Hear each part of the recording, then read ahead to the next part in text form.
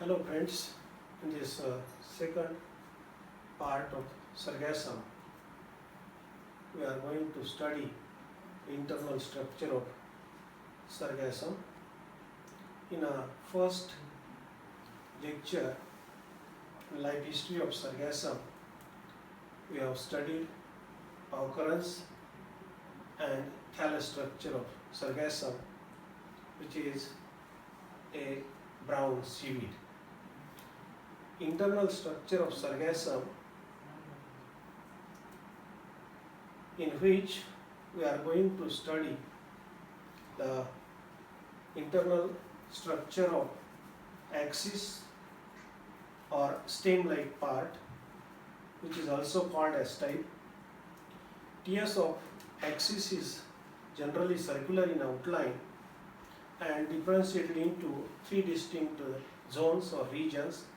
The outermost is epidermis or meristoderm.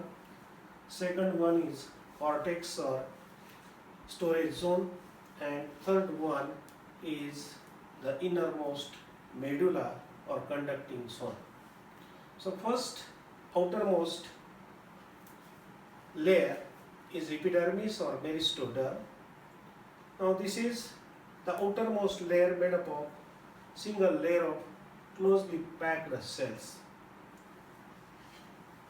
Here in this diagram, you can see the outermost layer, which is made up of comparatively large sized cells which are closely placed without any gap, and it is called as epidermis.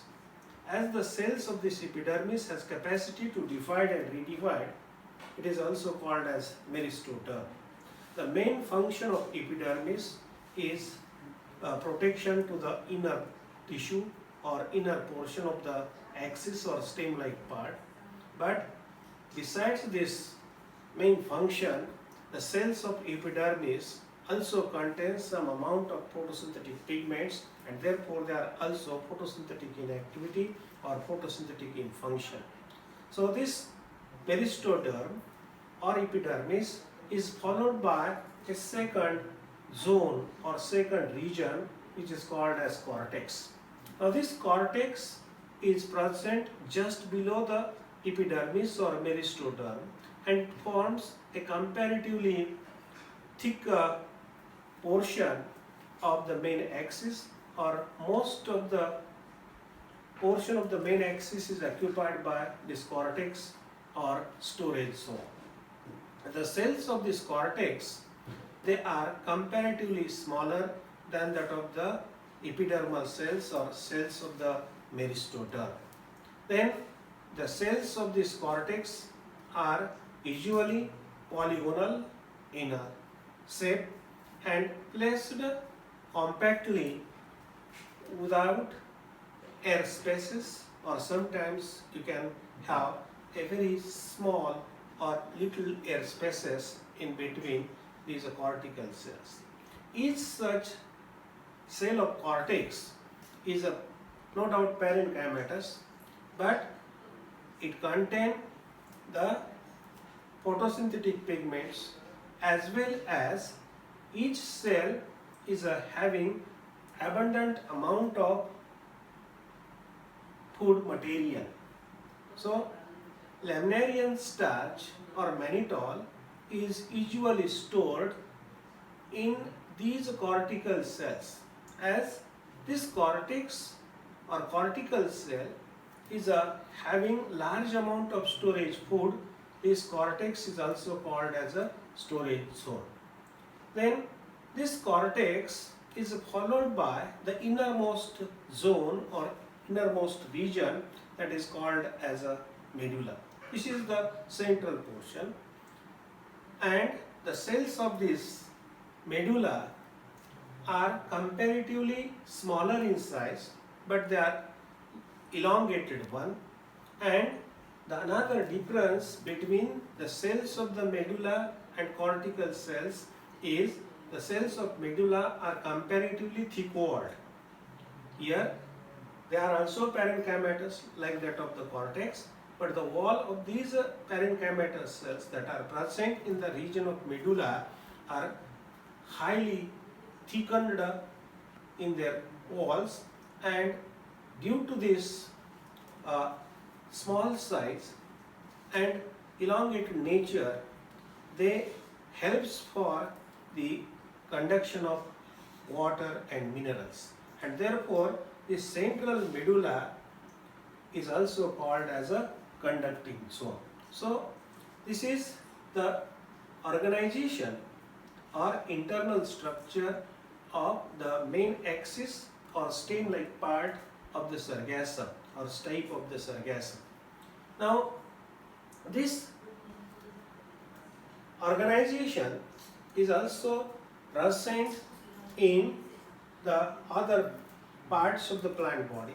Here in the leaf-like part, in a transverse section, you can have a more or less identical organization. Here it is epidermis. Here the cells of the epidermis are providing only protection. Then in addition to protection, they also perform the function of photosynthesis, but they usually do not have a meristematic activity. So here it is referred as epidermis on both the sides of flattened structure.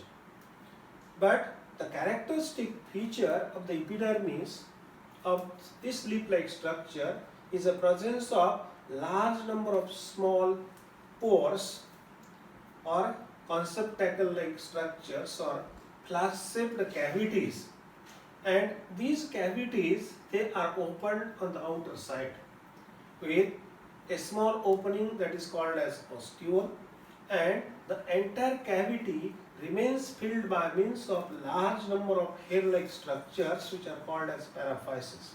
So each such structure, which is a cavity containing large number of hair-like outgrowth, that is paraphysis, is called as cryptostomata or cryptoblast. So this is the additional structure you can observe in a leaf-like part, which is not present in case of the main axis or stem-like part. Then this epidermis is followed by a cortex. The cells of the cortex are more or less identical with the cortical cells of the main axis, and medulla is present only in the region of midrib. Leaf-like structure shows a distinct midrib, and that midrib is nothing but it is a medulla, or in the region of this midrib, in a transverse section, you can have again very small sized, thick walled, elongated cells that performs the function of conduction, and that is called as medulla. So this is about the internal structure of stem-like part or main axis or stipe, and this is the internal structure of leaf-like part. Here, if you observe these structures, here there is no tissue differentiation, but the parenchymatous cells, they are usually developed in such a way that they perform a different function. So the thallus shows division of labor, and here you cannot say that it is a true tissue differentiation, but the parenchymatous cells, according to their function, show slight modification towards the development of different types of tissues, and therefore here the different cells, for example, the holdfast serves the function of anchorage, then the other parts of the plant body usually shows photosynthetic activity, some of the cells usually shows the function of storage, conduction, support, and so on. So in this type of plant like a sargassum, where the thallus is said to be thalloid, but the thallus is differentiated into root-like, stem-like, and leaf-like structure, and this thallus shows the division of labor and some little tissue differentiation or slight modification in a cells in order to perform a special function. So this is about the internal structure of the sargassum. Then next point is a reproduction in sargassum. Now this sporophytic plant body of sargassum reproduces by both vegetative and sexual means. Asexual reproduction is totally absent. Now first one, that is a vegetative reproduction. The vegetative reproduction in case of sargassum mainly takes place by a very simple method that is called as a fragmentation.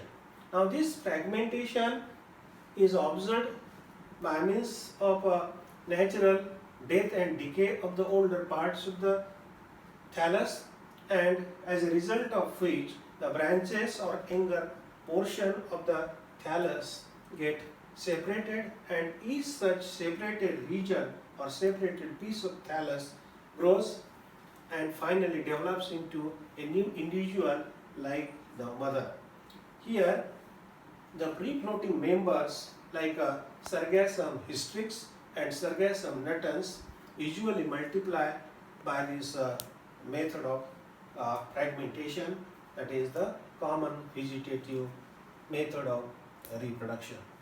Then the next method of sexual reproduction, is a sexual reproduction. Here Sargassum reproduces sexually by means of highly advanced oogamous type of reproduction. And here in this oogamous type of sexual reproduction, usually the sex organs are well developed. The male sex organ is called as antheridium, the female sex organ is called as oogonium. The male sex organ antheridium produces anthrozoid or sperm, and the female sex organ oogonium produces egg. So here after the maturity of the gametes, this anthrozoid fuses with the egg, or union of anthrozoid and egg takes place, and this union, that is called as fertilization. Now here these sex organs, which are male antheridia and female oogonia, they are produced in a separate flask-shaped bodies, and these flask-shaped structures, they are called as conceptacles, and conceptacles, they are produced only on a fertile branches, that is receptacles. So on receptacles, large number of flask-shaped cavities called conceptacles are produced, and each conceptacle either produces male sex organ, that is antheridium, or female sex organ, that is oogonium, and thus the conceptacles are unisexual, that is we can have a separate male conceptacle and separate female conceptacle. So here in most of the species of sargassum, the condition is dioecious, that means the male conceptacles, they are produced on one plant, and second individual produces female, or in some cases both the conceptacles, male and female conceptacles, they are produced on same plant on a separate receptacles. So receptacle is always producing either male conceptacle or female conceptacle, and such receptacles may produce either on same thallus or on a different thallus. Thus the condition is either monoecious or dioecious, or in other words you can say it as a homothallic or heterothallic condition. Then we have to study the structure of male conceptacle and structure of female conceptacle. Here the male conceptacle is a flask-shaped cavity with a small opening outside the receptacle, and this flask-shaped cavity is called as a conceptacle. Now this conceptacle is having very small or minute pore on the wall of receptacle, and it is called as ostium. Here this conceptacle has a wall made up of a distinct cells, and from the wall layers of the conceptacle large number of branched or unbranched hair-like structures are produced. Here some of the branched hair-like structures produces spherical structures at their tips on their basal branches, which are called as a antheridium. So some of the hair-like structures which are branched one produces the male sex organ, that is antheridium, at their tip, whereas number of such hair-like structures which are mostly unbranched never produces antheridium, and these are called as a sterile hairs, or they are said to be paraphysis. याला आपण paraphysis असं म्हणतो, which do not produce any such reproductive structure, that is called as paraphysis, whereas the hair-like structure which are branched one, or sometimes they may be unbranched, but at their tip or at the tips of basal branches they are producing this antheridium. Now this antheridium is a mostly sessile structure. It is having a single cell body. Shape of this antheridium is mostly spherical or oval, or in some cases it is a slightly elongated or ovate one, and each such antheridium remains surrounded by means of two different layers, or all layers of this antheridium are two. Outer one is called as exocyte and inner one is called as a endocyte. जे बाहेरचं layer आहे एन्थ्रिडियमचं त्याला एक्झोकाइट म्हटलं जातं, आणि जे आतलं आहे त्याला endocyte म्हटलं जातं. So this exocyte and endocyte these are the two wall layers of the antheridium. Now this antheridium usually produces large number of male gametes by the process of reduction division. What happens? The plant body is a sporophyte, so the paraphysis or the antheridial initials are also diploid, and the diploid nucleus of this young antheridium undergo reduction division or meiosis. So from a diploid nucleus, first you can have 4 haploid nuclei, and these 4 haploid nuclei undergo mitosis so as to produce large number of haploid nuclei, and the number varies from 32 to 64. So such haploid nuclei or haploid cells which measures about 32 to 64 are developed in this antheridial cell, and each such cell or nucleus then develops into such a single anthrozoid or sperm. If you observe the structure of anthrozoid or sperm, it is mostly reniform or more or less kidney shaped. The anthrozoid or sperm has 2 laterally inserted flagella. If you observe these 2 flagella, here the one flagellum that directs towards the anterior end is a tin cell type, whereas the other flagella, which is comparatively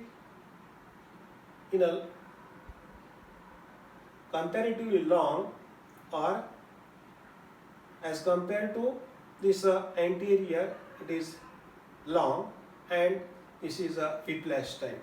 So here this shorter one is a tin cell and this longer one is a whiplash or a smooth type of flagella, and it contains a prominent nucleus with the help of flagella. So when these antherozoids, they are mature within the antheridia, the wall of antheridium gets splits and antherozoids, they are directly released in a seawater. With the help of these flagella, they freely swim in a seawater and comes in contact with the mature oogonium that are produced in a different conceptacles, different female conceptacles for the act of fertilization. So this is about the structure of antheridium, structure of male conceptacle, and structure of antherozoid or sperm. So next one is the female conceptacle and structure of oogonium. As far as structure of female conceptacle is concerned, here again it is a flask-shaped cavity having a small opening which is called as ostiole.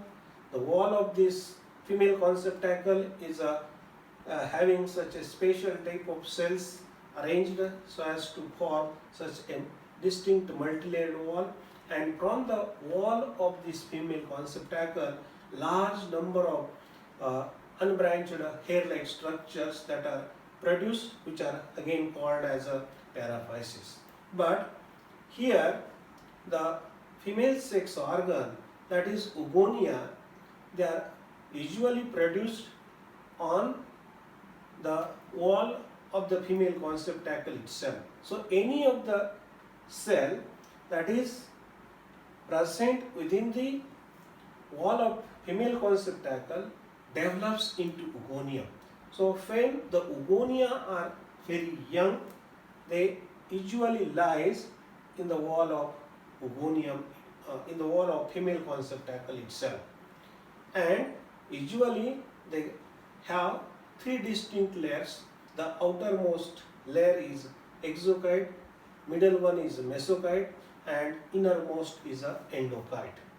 But towards the maturity of this oogonium, usually this exocyte elongates, and due to elongation of exocyte, such a long gelatinous stalk is developed, and due to this development of gelatinous stalk, due to elongation of outermost exocyte, the mature oogonia or oogonia towards maturity get pushed towards the region of ostiole, and ultimately when they are mature, they come outside the ostiole for the act of fertilization. So here the mature oogonium is present outside the female conceptacle for the process of fertilization. Now in the process of fertilization, here the male gametes, that is antherozoids or sperms, they are freely swimming in a seawater. When they get attached to the mature female oogonium, the contact between the egg or wall of oogonium containing egg and the antherozoid get developed. Usually here many antherozoids get attached with the egg by their anterior flagella, which is a whiplash type, which is a tin cell type, and the posterior flagella remains swimming in a sea water. Later on, only one of these anthrozoid get penetrate in the ogonial wall, and all remaining anthrozoids get separated and gradually degenerates from the surface of ogonium.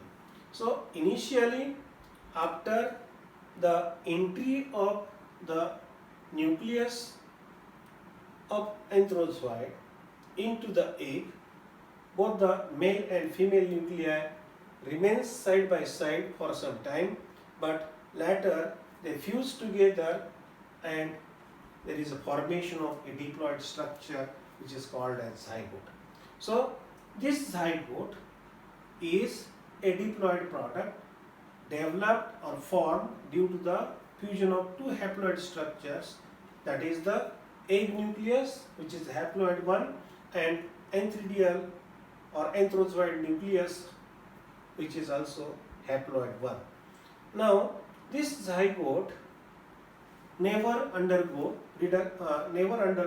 resting period, and therefore immediately after its formation, that fertilized ogonium falls on the surface of substratum or bottom of ocean, and this zygote undergo the division and redivision so as to develop into a new adult sporophytic plant.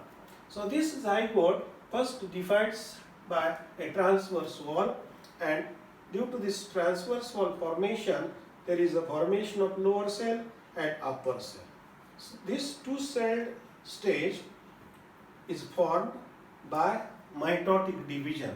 So each cell, that is the lower cell as well as the upper cell, is a diploid one. And from this lower cell, usually rhizoids or holdfast is developed, and from the upper cell, by means of repeated periclinal and anticlinal division, thalloid sporophyte of Sargassum, which is a diploid one, is developed. So from a diploid zygote, due to mitotic division, a new sporophyte thallus of Sargassum is developed. So next point is a life cycle pattern of Sargassum, or graphic life cycle of Sargassum.